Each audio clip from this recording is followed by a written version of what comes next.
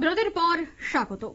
19 তারিখ থেকে শুরু হচ্ছে চ্যাম্পিয়ন্স ট্রফি। উন্মাদনা রয়েছে চরমে। তবে চ্যাম্পিয়ন্স ট্রফির জন্য কতটা ফিট ভারতীয় দল, বুমরা ছাড়া কতটা শক্তিশালী হবে প্রথম একাদশ, কোচ গৌতম রাহুলকে চাইলেও সেখানে কিপিং এ রোহিতের পছন্দ কে, তা নিয়ে বিস্তারিত জানবো। টেলিফোন লাইনে যুক্ত হয়ে গেছে ক্রীড়া সাংবাদিক বিপ্লব চন্দ্র। বিপ্লবদা, কোচ গম্ভীর রাহুলকে চাইছে কিপিং এ, কিন্তু সেক্ষেত্রে রোহিতের পছন্দকে কতটা ফিট রয়েছে ভারতীয় দল, কি জানতে পারছো?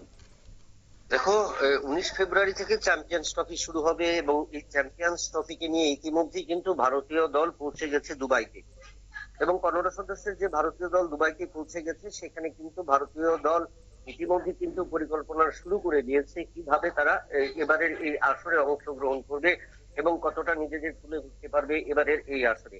কারণ নতুন কোচ হিসেবে গৌতম গম্ভীরের কাছে কিন্তু এই আসর কিন্তু অনেকটা চ্যালেঞ্জিং জব হিসেবে কিন্তু রয়েছে, এবং চ্যালেঞ্জিং জব সেই কারণে কারণ গৌতম গম্ভীর চাইছে যে গত বছর গৌতম গম্ভীরের নেতৃত্বে ক্যালকাটা নাইট রাইডার্স কিন্তু আইপিএল এ চ্যাম্পিয়ন হয়েছে, এবং এরপর গৌতম গম্ভীরকে যখন ভারতীয় দলের দায়িত্ব দেওয়া হয়েছিল কিন্তু সেখানে আমরা কি দেখলাম, সেখানে দেখলাম গৌতম গম্ভীর কিন্তু বিশ্বকাপে জয়ের পর কিন্তু চ্যাম্পিয়ন্স ট্রফি টেস্ট চ্যাম্পিয়নশিপও কিন্তু ভারতীয় দলকে নিয়ে যেতে পারেনি।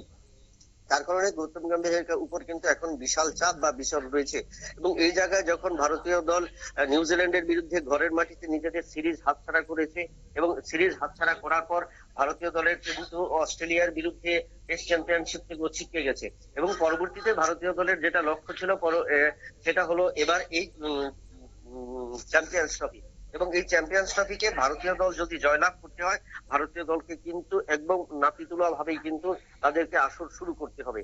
এবং তার আগে যে 15 সদস্যের ভারতীয় দল ঘোষণা করা হয়েছে সেখানে ভারতীয় দলের উইকেট কিপিং এর কে দায়িত্ব পালন করবেন, ঋষভ পন্থ কিংবা কে এল রাহুল, দুজনই রয়েছেন। তবে সেই ক্ষেত্রে কিন্তু গৌতম গম্ভীরের পছন্দ কিন্তু কে এল রাহুল।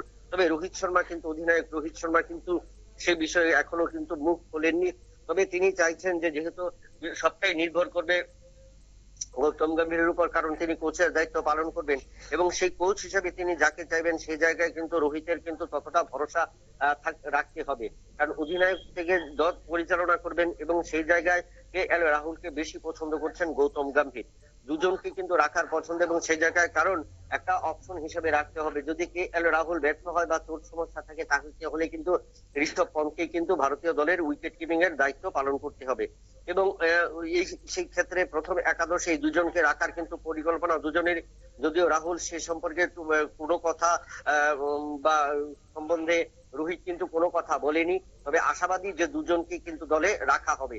তবে এবার যদি বলি যে বোলিং এর ক্ষেত্রে গতকালকে আমরা দেখলাম যে ভারতীয় দলের প্রাক্তন যে স্পিনার রয়েছে, প্রাক্তন স্পিনার রবিচন্দ্র অশ্বিন কিন্তু ভারতীয় দল সম্পর্কে বলেছেন যে পাঁচটি স্পিনার নিয়ে কিন্তু দল খেলানোর কোনো মানে নেই, এবং তিনি সেই কথা উল্লেখ করেছেন।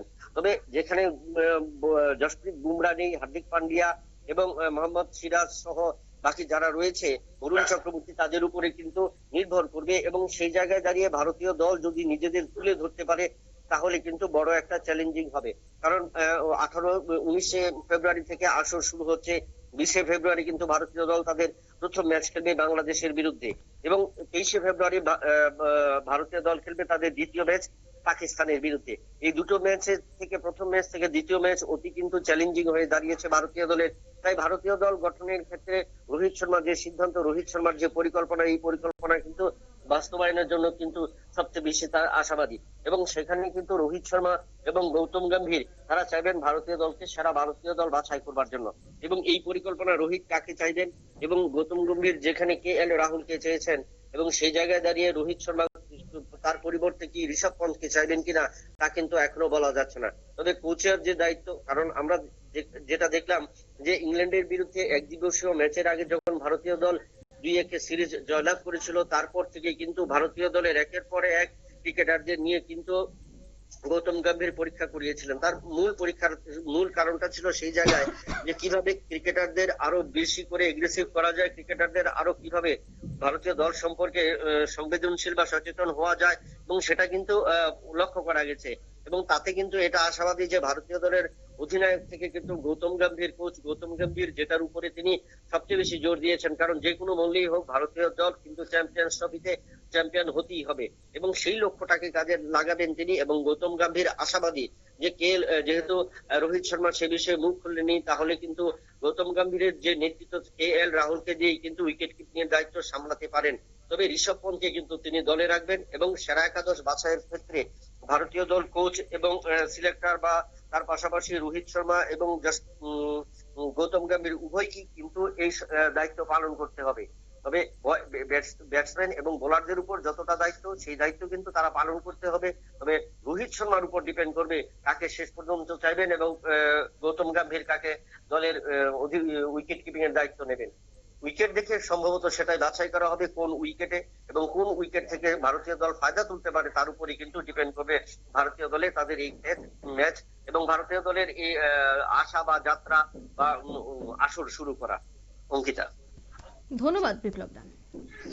অর্থাৎ ভারতীয় টিম এবার প্রস্তুত একাদশে, তবে এবার থাকছে না প্রথম একাদশে বুমরা, কারণ চোটের কারণেই সে খেলতে পারছে না এই ম্যাচ, যার জন্য ভারতীয় শিবির সামান্য চাপে থাকলেও বর্তমানে অনেকটাই আত্মবিশ্বাসী রয়েছে, এমনটাই কিন্তু জানাচ্ছেন কোচ।